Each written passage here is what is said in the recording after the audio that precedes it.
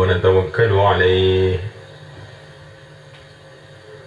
ونعوذ به من شرور أنفسنا من سيئات أعمالنا من يهدي الله فلا مضل له ومن يضلل فلا هادي له أشهد أن لا إله إلا الله وحده لا شريك له وأشهد أن سيدنا ومولانا وحبيبنا محمدا عبده ورسوله اللهم صل وسلم وبارك عليه وعلى آله وأصحابه والتابعين لهم إلى يوم القيامة أما بعد وقد قال تعالى في كتابه الكريم إن الذين قالوا ربنا الله ثم استقاموا تتنزل عليهم الملائكة ألا تخافوا ولا تحزنوا وأبشروا بالجنة التي كنتم توعدون نحن أولياؤكم في الحياة الدنيا وفي الآخرة ولكم فيها ما تشتهي أنفسكم ولكم فيها ما تدعون نزلا من غفور رحيم ومن أحسن قولا ممن دعا إلى الله وعمل صالحا وقال إنني من المسلمين.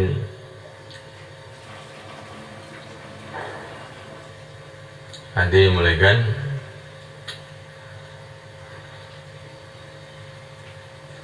Niat ini suatu perkara yang sangat penting,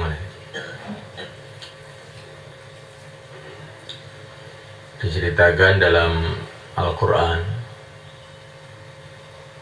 ada seorang wanita hamil, yaitu istrinya Imran. Pada waktu hamil itu dia itu ada niat, Allah kasih ilham dia niat agar anaknya yang di perutnya ini berkhidmat untuk agama. Inni nadartu laka ma fi batni muharrara. Saya bernadar, hai Tuhanku, bahwa anak yang di perutku ini bebas dari segala urusan, hanya untuk berkhidmat pada agama saja. Maka terimalah ya Allah nadarku ini.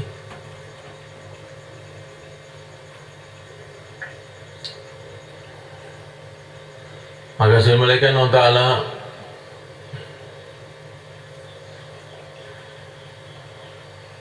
Allah telah menerima nadarnya istri Imran ini.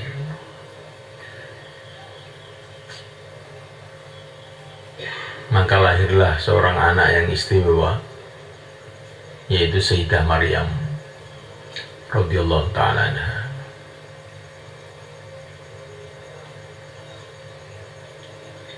Ini anak itu aneh semula kan. Sayyidah Maryam tuh begitu lahir itu, orang-orang soleh di sekitar Masjidil Aqsa, ulama-ulamanya itu pada berebut ingin mendidik Maryam ini. Nggak ada yang mau ngalah, saya aja yang didik, saya aja yang didik. Sampai Nabi Zakaria itu loh ikut berebut juga. Ya, ajib ini. Tapi nggak ada yang mau ngalah. Nabi Zakaria ikut berebut tuh nggak mau ngalah, sehingga dibikin undian. Sudah, sekarang begini aja, setiap orang membawa penanya masing-masing, penanya ditulisin namanya, kemudian penanya ini dilemparkan ke sungai.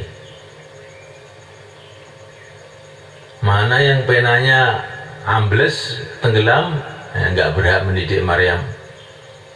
Mana yang penanya tidak tenggelam, dialah yang berhak mendidik.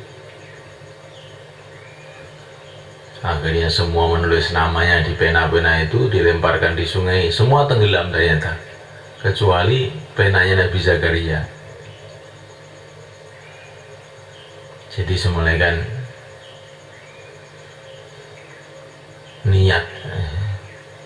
niat seorang wanita ini tadi anaknya untuk agama itu mendatangkan macam-macam berkah. Di antaranya itu orang-orang soleh itu berebut ingin mendidik anak ini. Allah, ini bagian dari keberkahan niat orang tua.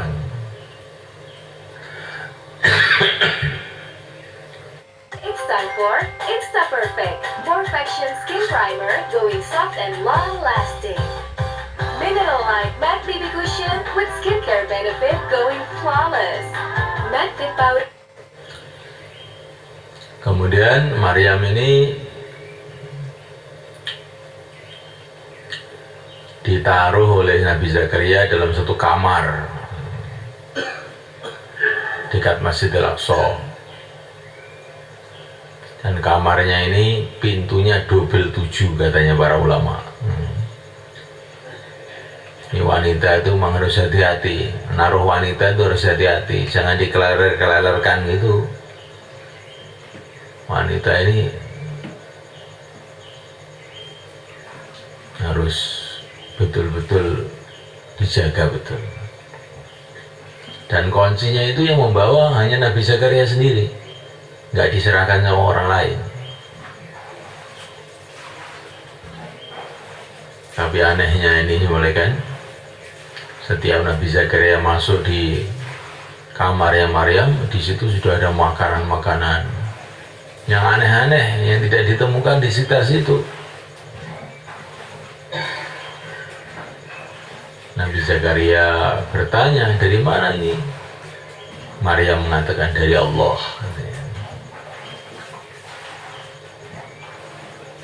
Ini pelajaran kata para ulama. Wanita ini kalau betah di rumah, nggak kemana-mana, itu justru rezekinya datang sendiri. Tapi kalau ke Taiwan, ke Korea itu nanti malah babak belur. Setan itu membujuk kita untuk menyelesaikan ekonomi itu. Wanita-wanita dikirim ke Korea, ke Taiwan, ke Hong Kong. Beberapa bulan yang lalu dikirim jamaah ke Hong Kong. Maka jamaah ini jauhlah kok dengar ada orang ngomong bahasa Jawa. Ternyata orang Magetan malaikat. Nah, Masya Allah, inna lillahi wa inna ilaihi raji'un.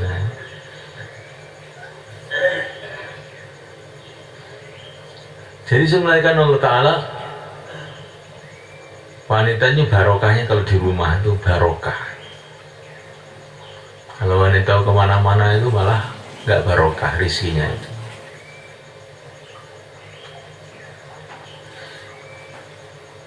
Kemudian Siti Maryam ini melahirkan seorang bayi yang luar biasa lagi, yaitu Nabi Isa. Dan Nabi Isa ini setelah dakwah kurang lebih 3 tahun, diangkat oleh Allah ke langit. Belum mati sampai sekarang. Dia Nabi yang masih hidup itu termasuk Nabi Isa ini. Dan nanti Nabi Isa itu menjelang kiamat akan diturunkan lagi ke bumi, menyempurnakan perjuangan yang mulia baginda Muhammad SAW. Beliau turun sebagai Nabi, sebagai Rasul, dan sebagai umatnya Rasulullah SAW, membasmi semua agama selain Islam. Ini tugasnya, menghancurkan salib, membunuh babi. Babi itu salahnya apa kalau dibunuh itu? Nggak tahu tuh saya. Tapi yang jelas sekarang itu di mana-mana di dunia itu makanan itu dicampuri babi. Maka Nabi Isa nanti turun itu diantara tugasnya membunuh babi seluruh dunia, menghancurkan salib dan membasmi seluruh agama selain Islam, sehingga seluruh dunia tidak ada agama selain Islam. Setelah selesai tugasnya, terus Nabi Isa pergi ke Madinah, wafat di Madinah, dikuburkan di kamarnya Rasulullah SAW. Maka di Madinah itu kuburan Nabi itu masih tersisa satu kuburan gitu. Sampai sekarang masih ada persiapan untuk Nabi Isa. Jadi di dunia itu sudah ada programnya, tidak begini aja gitu, tidak. Walaupun Amerika katanya punya program, program apa ini? Allah sudah punya program sebelum Amerika, dan program Allah itu yang mesti jalan.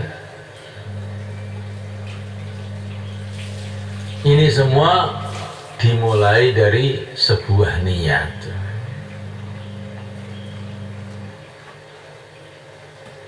Iftar, bodor, apa? Turu.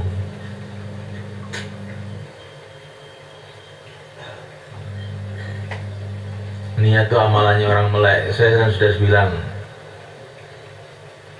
niat itu amalannya orang melek. Kalau orang tidur, bagaimana bisa niat? Orang tidur itu nggak bisa mikir.